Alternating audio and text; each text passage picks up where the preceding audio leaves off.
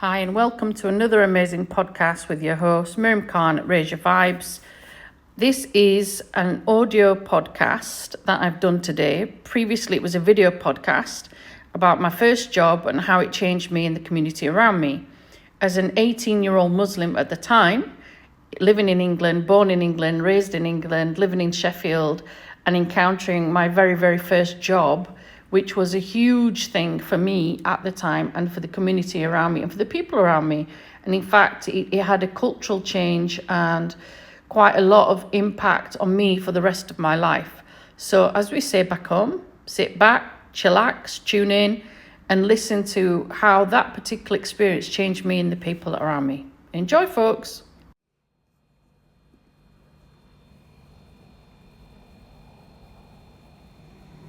So this video is about how I was working in the bank at the age of 18, a bank called Halifax Bank. I think it's now called Halifax PLC. It's had quite a lot of mergers and quite a lot of changes over the years, so it will look different. So, when I was 18 years old, I had finished another 2 years at college. I went to do some resits at college.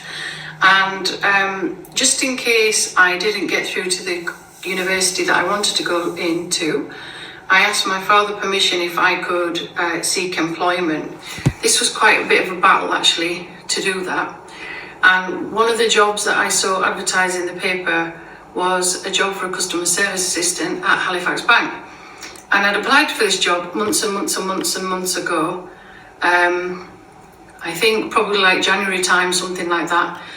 And one day out of the blue, got a phone call at home where somebody was asking for me, which was very, very unusual. Normally phone calls are for like my dad.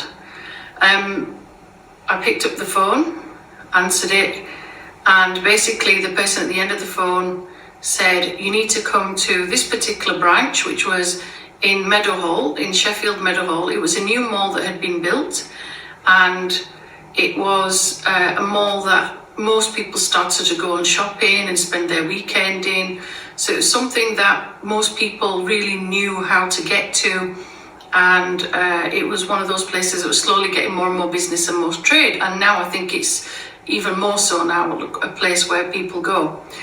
Anyway, I asked my mum permission if I could go, because at that time, really, I shouldn't have been out on my own. We were a family that when we would come home, we would stay home unless our dad took us out somewhere or we went somewhere.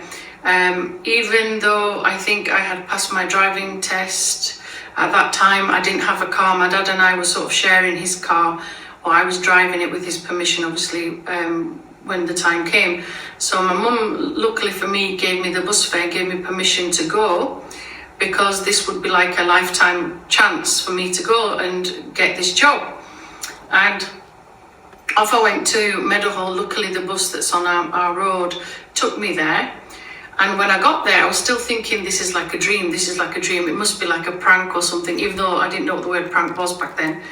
But I had gone there, and sure enough, I had a job. There was myself and some other individuals. There was about, I think, 5 or 6 of us, all women, well, all young women, all young ladies, I guess, of like college age, university age. We were all sort of like in our 18 to 20 range. And then there was 2 ladies a little bit older than myself and the other youngsters.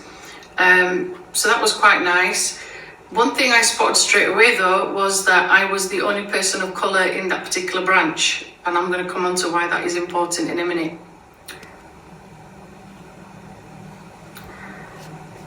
When I realised I'd got a job, I had a contract, I'd basically been offered employment, it was quite a shock to me. It was quite a nice surprise to me, because obviously this had been my backup plan should my father agree to it. And he did. When I came home and told them that I'd got a job and I've got a contract, I think everybody in my family was sort of shocked.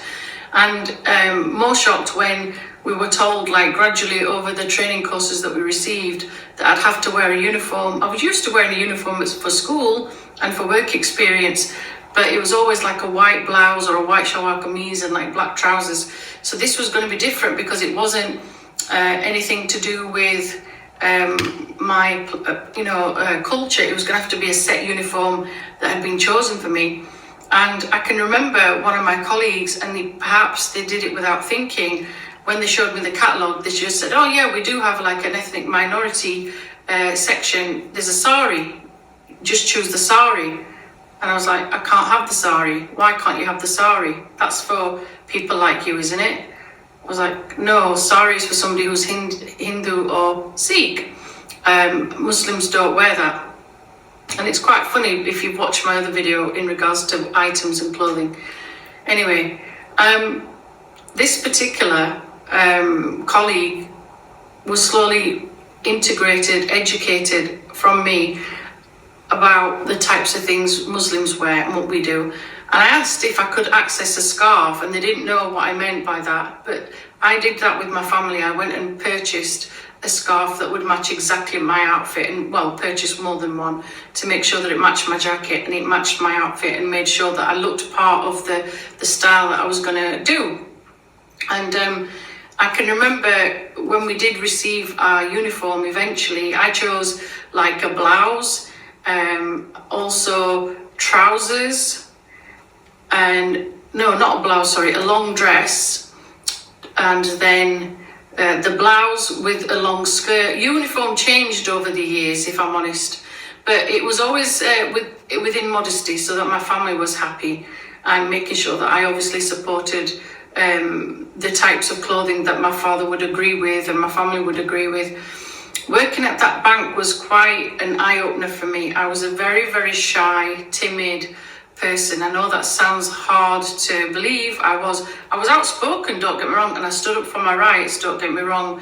Being a Pathan girl, you sort of learn how to stand up for your rights and how to stand up for what you should be doing within your community and within your family. And being the eldest child as well, especially, I had those like core skills of like looking after my siblings and putting them in place from time to time. The initial training for the job was really good, and it took a while to get my dad's permission to let me go on training courses, which was in Leeds. And that was my first time where I caught a train. I'd never been on a train before. I had to go with these ladies from work. It was all quite an eye-opening thing, really, to be fair. The courses were quite interesting, teaching you about basic procedures, banking procedures. And if I'm honest with you, some of it was a big eye-opener. You were observing your colleague at that time. Now, the branch in Meadowhall, the original branch that was there, because it's different now, but the original branch that was there was on like the main street as you were coming into Meadowhall, where there's a big like statue of the steel industry on that side. And it had a very unique system. And if you've watched old-fashioned films, you'll understand what I mean. But it had a tube system. So even though you had like a cashier section at the front and like a desk at the front that was raised at the top, you had your computer screen here, but you had like the tube system. There was two tubes, and I'd never seen this before, but the two tubes that you had were basically to send a red tube down to get money or paperwork or anything, and then the other one would pop up. And kids loved it, adults loved it whenever they came in. We were a cashless system, very cashless system at that point. And that also meant that the side of your desk and the side of your computer system, you could also leave and obviously lock your computer, make sure it's safe so nobody hacks everything. But you'd go and perhaps if a customer wanted a statement or they wanted something from one of my other colleagues, then you would leave your cashiering desk and you would go and do that. So it was quite an interesting position to be in. You're learning all the computer systems and learning about banking. One of the things I had to learn very, very fast was how to deal with customers and how to deal with people. And one of the main jobs that we had to do was obviously you're dealing with customers' accounts and you're dealing with the queries. Some things you grasped very, very quickly. And when I say customer accounts, I'm talking the good old days where we had a savings account, a savings book, and it's made out of paper. And in those days, I'm sure people still maybe have some of those accounts, but you tended to come into the branch, you would have a little passbook, give it to the cashier, and basically it would update, or it would say interest or tax or anything that's gone in credit-wise, bank credit-wise, you know, if it's people's salaries or pensions or whatever. If they were taking withdrawals, obviously you're checking the signature in the book as well, under like an invisible strip and all this sort of thing. So all these things were quite interesting to see it from the other side of the job. And also learning all the skills I had to very, very quickly learn. Not just about the computer, I was good with the computer anyway. It was the confidence in speaking to customers, because one of the things we were expected to do was performance management. That was a word I'd never heard of until I got into other careers like teaching. And that particular job was where you had to try and get specific targets. So for example, even though I worked part-time, and this was through, a week after I got the job, I found out I was in university for the first time, which is brilliant. And luckily, I was able to get shifts that were like 4 o'clock in the evening until 8 o'clock at night. Or Saturday, I would work like full days. Sundays, I would work full days. And Sunday, back in those times, it was slowly becoming like a working day. And when it was bank holidays or things like that, it was really nice because we got something called triple pay. I bet some of you don't know what triple pay is, do you? Nice when you can get it. And then it would be double pay or a day off. It varied over the years. But the performance management was quite an interesting thing, because I had to quickly learn how to persuade customers to have specific accounts that perhaps they'd not thought of. So for example, you were looking at someone's savings account and you notice they're having their salary paid in there, and in a polite way, you're sort of chatting to them about getting, their salary put into, say, a bank card, a credit card. Maybe if they're going on holiday, maybe if someone's picking up some traveller's checks back in the days, that was something that was happening a lot, the traveller's checks. Dealing with foreign currency was quite interesting as well. But you would strike up a conversation about, have you thought about having a credit card? Have you got one? Do you know that it can help you out? You've got travel insurance on it, you've got this on it. And you'd sell all the different benefits and perks. And obviously it was your job to make sure you knew all of the products like the back of your hand. Obviously things like mortgages and loans, financial advice, you would refer them to specific people. You would just give a summary. I can even remember we got accredited for being able to have, I don't think it was to sell houses, but we had some sort of accreditation for being able to have properties listed in one of the buildings that I worked in, I think when we moved to a new branch. But that was quite interesting to be able to do that. And the job was quite good. We managed to go to Rotherham. I worked in the Rotherham branch sometimes when they were short of staff. I worked obviously in the Leeds section for the call centre. I worked in Sheffield, as I've said. So it was quite interesting to be able to just transfer and move away from one particular job to another. The reason I mention this particular job in detail is because it had a real big impact on my community in a very, very big way, which I didn't realise until afterwards, because suddenly we started getting all these visitors coming to our family house. So obviously for my family, they were very, very proud about the fact that I had got this job when I was earning and I was saving, and I was putting quite a lot of money aside, but it also gave me financial freedom to be able to, purchase my own car at the age of obviously 18. And it made me financially independent in a lot of ways, because I was saving quite a lot of money at the side, but also I paid my tuition fees for university. It wasn't a lot of money, but it was still a lot in those days. And also I was able to pay for my university books, which, believe me, for English were very, very expensive, very expensive. And a lot of the books you couldn't get in the library, or you couldn't purchase that easily. So it was difficult trying to access some of those things. So being able to pay for it out of my salary was quite handy. And also, I had a little brother, I had siblings, I would get them little treats, especially my brother. I would spoil my brother quite a lot. I would get him clothes and little toys and things like that. I was always treating him. He was obsessed with Teletubbies. So I remember going in the shop and getting him a top and bottoms with Teletubbies on. Sorry, my brother, but I have to just little divulge that one. Now, in regards to the community, it was a great impact for me working there. As I said, slowly my confidence got better. Slowly I was able to get leads, that's what we called them.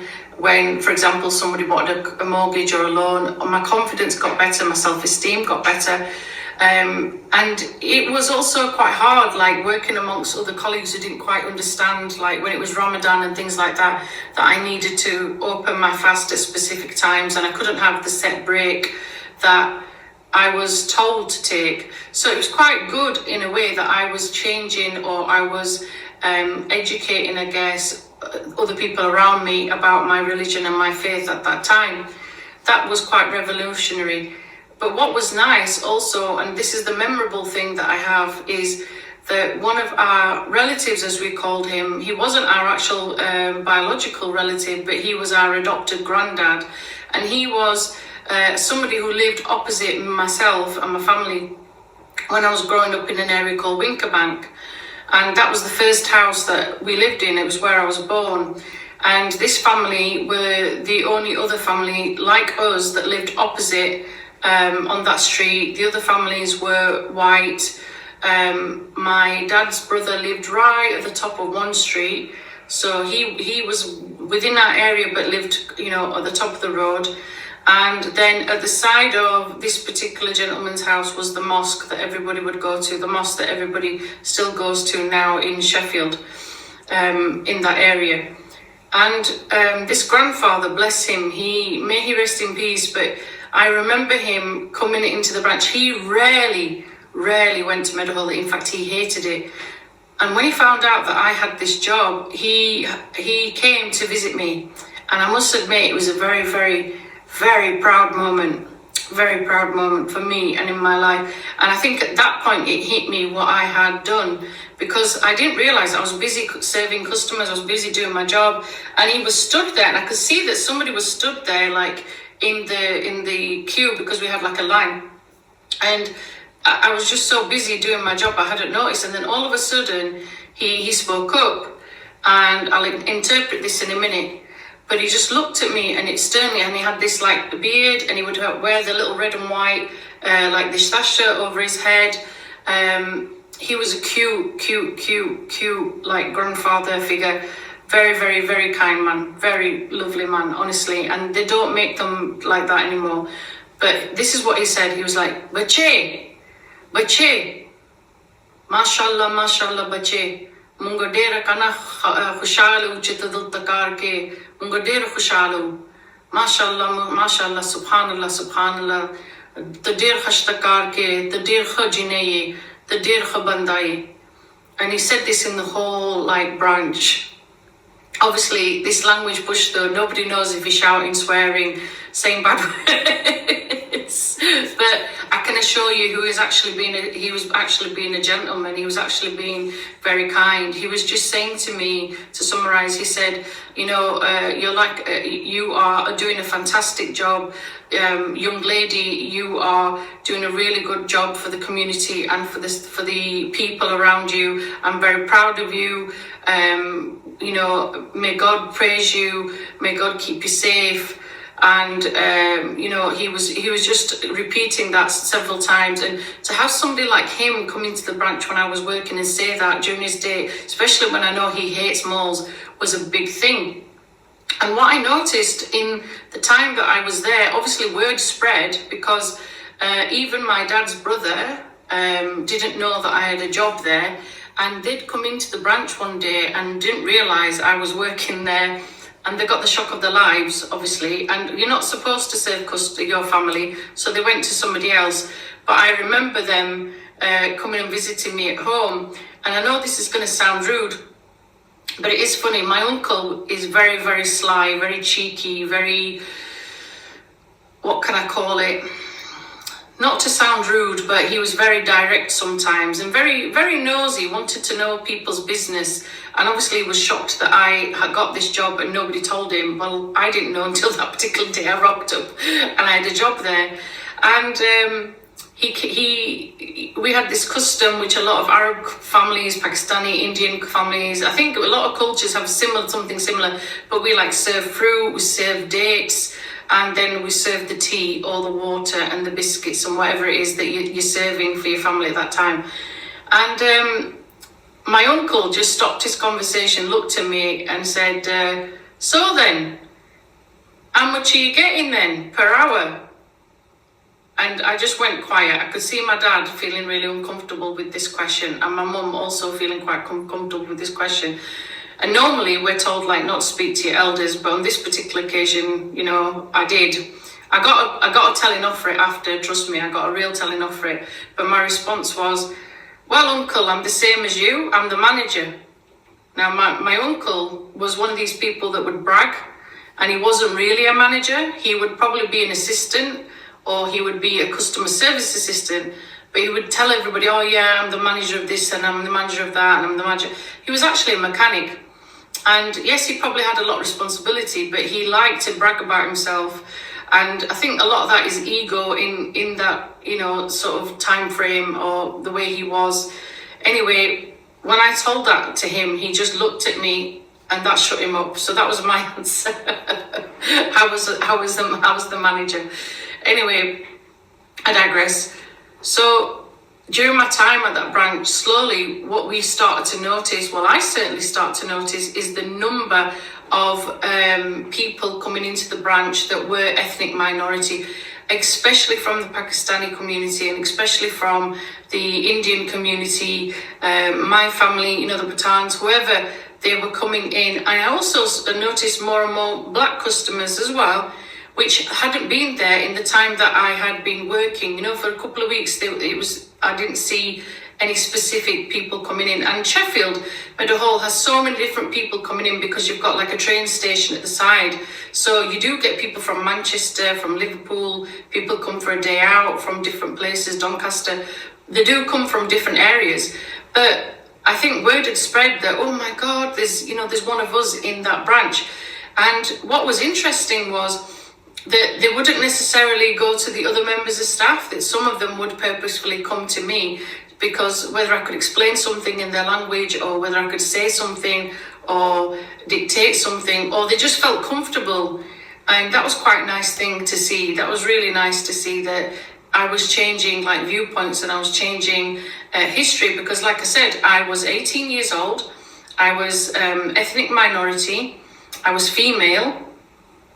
Also, unfortunately for me, I guess, I had a disability. I was ticking all the boxes that you would say under Equality Act. Because of my hip, my problems with my hip, I was ticking quite a lot, actually, of ethnic minority boxes, so to speak.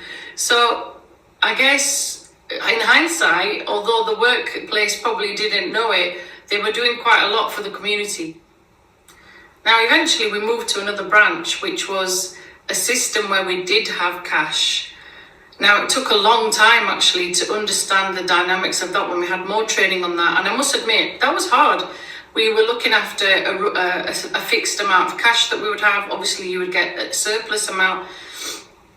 And I can remember sometimes there was one particular manager, she just wasn't patient at all, and she would just make your life hell. And because of the fact you'd feel her behind you, you'd feel this tension behind you, you would make cash errors. And unfortunately, a lot of the times I did. She wasn't very patient, she wasn't very understanding, but sometimes you shared your till with somebody else, because somebody would be taking over you at lunchtime or something like that. So sometimes there were mistakes made. It could be that you've keyed in a check figure and you've got one digit wrong or something like that, and you would have to correct it before you went home. So sometimes people would get annoyed, and I'm being honest and saying, yeah, the majority of the time that was me.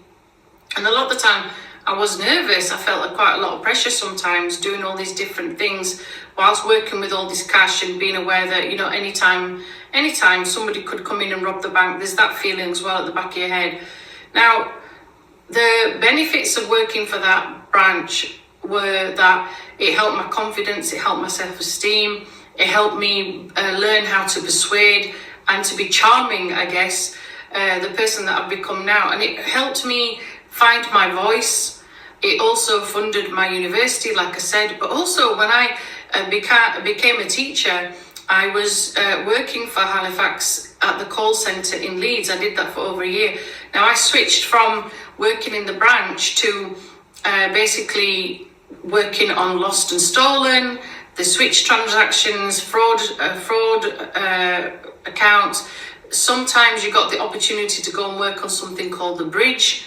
The bridge is basically the hub of where things go on, and it's like the key people are there, the key managers, I guess, or the key people, or team leaders or team workers were there.